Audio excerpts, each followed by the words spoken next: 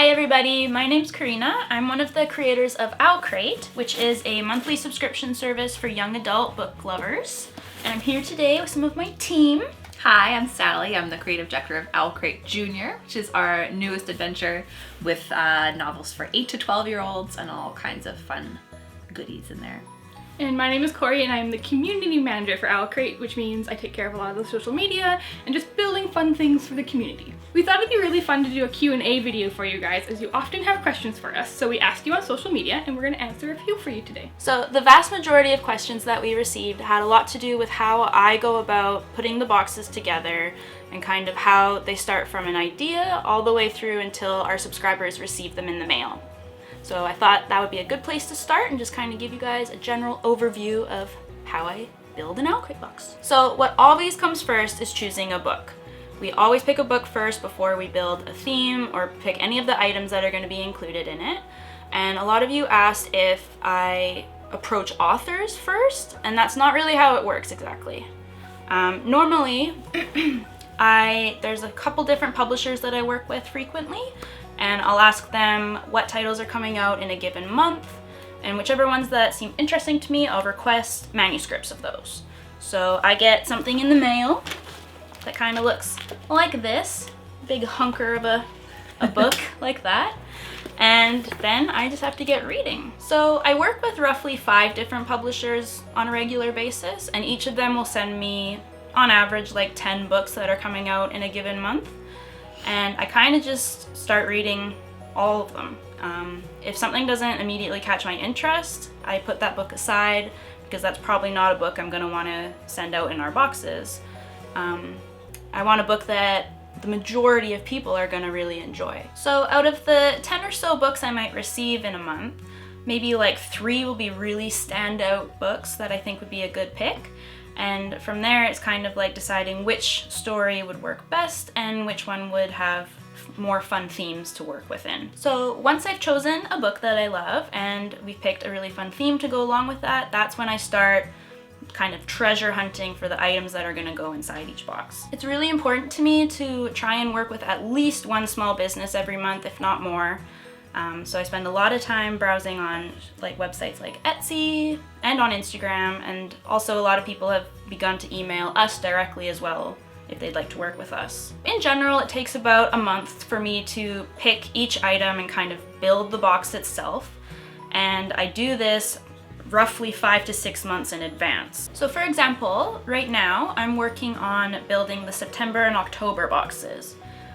I like to give everyone we work with enough notice and time to prepare all the items that are going to go in each box. So I don't really have any rhyme or reason as to how I pick each item. I kind of just go with my gut. I try and pick things that we haven't included before and just things that I think our subscribers would enjoy. Someone asked if I ever feel nervous about a box. The answer is yes. Every single month I feel a little bit nervous just because I put a lot of love into it and I want our subscribers to enjoy it, but there's always a little voice in the back of my head that's like, oh, are they gonna like it? And luckily, so far, every box has been a pretty big hit, which I'm very grateful for. So Sally here has begun working on Owlcrate Junior, which is our new box, and she's the prime curator for that box. So how do you find that that differs from anything I've said? I would say it's definitely still, I'm on a learning curve for it. But I think it's really different just because the junior box is aimed at boys and girls, so we really have to make sure that the items are going to be fun for everybody. So like it can't be like super girly or super boyish. I don't know what that even means. Yeah. But and also there's not going to be as many pieces of jewelry or bath products or things like that. So I think just the items themselves are really different, and it may not be from like the Etsy shops and things like that, but I think it was just seeing all the cool stuff coming out at Toy Fair was really helpful to get ideas. We went to New York in February to attend this thing called the Toy Fair, which is basically kind of what it sounds like. It's all these toy companies come and show you all the cool stuff they have coming out during the year. It So, was that was fantastic. So many ideas from it. Yeah. But yeah. Cool. So this video is going to be posted in a few days, but the day that we're filming, today, marks 2 years of shipping out Owlcrate boxes. So that means that I've curated around 24 boxes that you guys have seen. And a lot of people asked what my favorite theme, item, and book was during the whole time that Owlcrate has existed. So I think I'd have to say that my favorite theme was Good versus Evil, which was July 2016, simply because I really pushed myself to do something unique that we'd never done before, where we sent half of our subscribers one type of box, a good box, and the other half received evil boxes. Everybody received the same book, but the items were different. It required a lot of planning, and I'm just so happy that it worked out how it did. My favorite book would have to be The Serpent King by Jeff Zentner, because it killed me, and I'm a sucker for punishment. I love books that make me cry. So that one's really special. And then it's really hard to pick a favorite item because there's been so many, and each item has a story for me. You know, every single item represents someone I worked with. It was a true collaboration. But I think I really liked the banned book socks from our March 2016 Writer's Block box. And I also really liked the Night Circus tote bags that we recently did in our February 2017 boxes. So quite a few of you also asked how we know each other and how we came to work together. So I've known Corey basically my entire life. We grew up in the same tiny town in the East Kootenays of British Columbia. We did gymnastics together. Roommates after high school for a while. We traveled in Europe together. It's been a long relationship. Yep.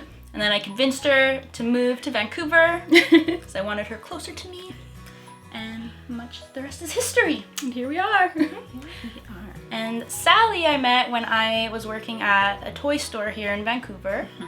In about 2008, I would say, 2007? 9. Yeah. Yeah, that's right. when I moved to Vancouver. Okay.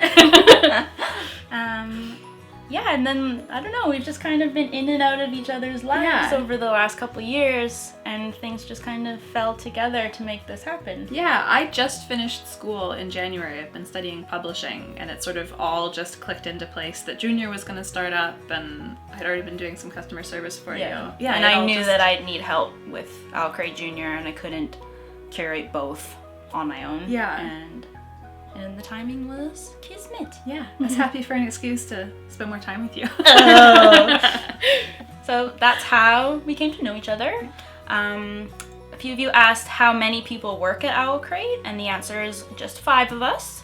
Us 3. Yep. Crystal, who does all of our customer service and is a true champion. And films these videos for us. And my boyfriend Robert, who is kind of behind the scenes doing all of the, to be honest, kind of boring, difficult stuff, like the finances, props to Robert. Shipping, all the stuff that Owlcrate would crumble without. He's responsible for that.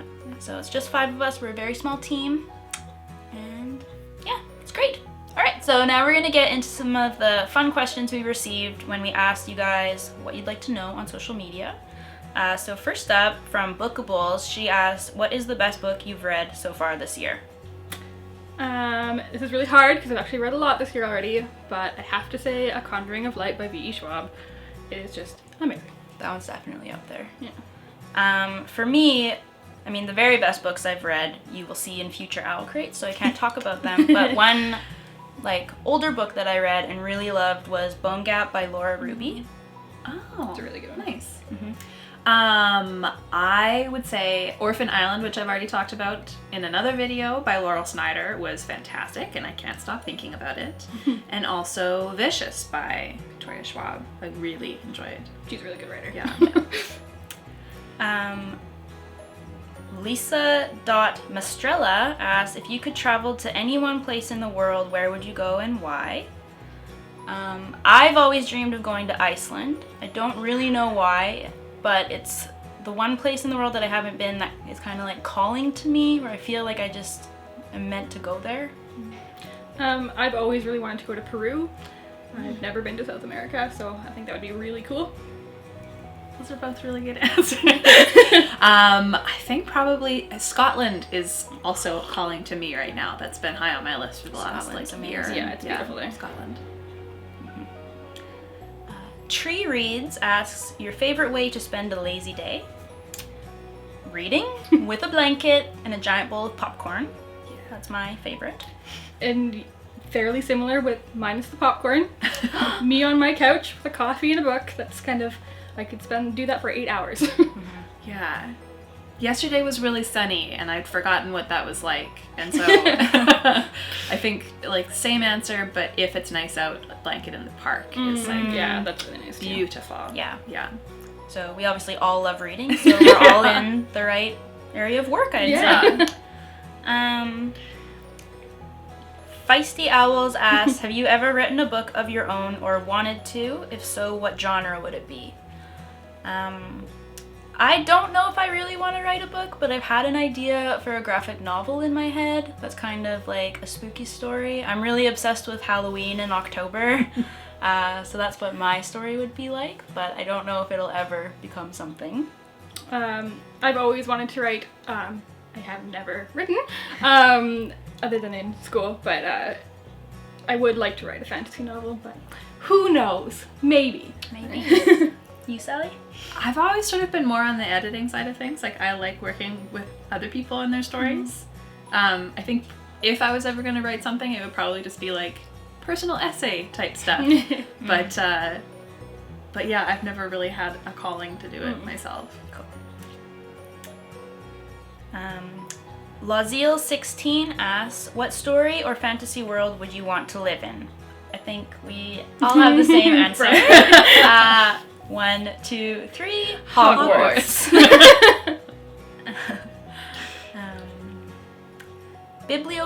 Bibliophile_Nikki asks, which author would you really want to meet? I've already met this author, but it was after I'd only read one of his books and I was super awkward, and that is Brandon Sanderson. He was very charming, but yeah, it was definitely, I wasn't on my greatest behavior. Well, and now you've read like everything he's done. Yeah, almost, I've read so over 20 books by him, so Yeah. I'd like to meet him again. the conversation would be very different Way this better, time. yeah. Sally? I think I'd probably say David Sedaris. I adore him, and I think he's like the funniest man in the So world. funny and so clever. Yeah, and I think he'd be like he'd actually have a conversation. I feel like with Yeah, anybody he meets, he actually wants to like talk to you one-on-one. yeah, for sure. I feel really lucky because I have actually met all of my favorite authors. I met a lot of authors last year because we did a bunch of book festivals. So that's like Maggie Stiefvater, Victoria Schwab, Adam Silvera, Jeff Zentner, Neil Gaiman. Those are like my 5 big ones, and I've met them all, and they were all lovely. I think I'd really like to spend like some quality time with Victoria Schwab because she just seems so interesting to me, and I think we'd have a really fun conversation. V_Hawks15 asked us, what book would you want turned into a movie? Sally? It's rare for me that if I really love a book, I ever want it turned into a movie. So I don't have an answer for that one. Yeah, there's definitely the books that are closest to my heart. Yeah, I don't want they're turned sort into a of- movie. Yeah. Don't touch them. I've had a few favorites ruined in movie form, so yeah. What about you, Corey? And I've been thinking about this for years, is The Young Elites by Marie Lu. When I read that book for the first time, actually we buddy read it together Yes, we did. years ago, and even as I was reading, I'm like, the visuals would just be so beautiful turned into a movie. I think it would be I really agree. good. Yeah. I think one series that I would really like is The Lunar Chronicles by Marissa Meyer. That'd be so much fun. Yeah, like that's a story that I love, but I wouldn't be like devastated if they change some details, but I think that visually it'd just be so cinematic and cool. Yeah, that'd be really cool. Yeah.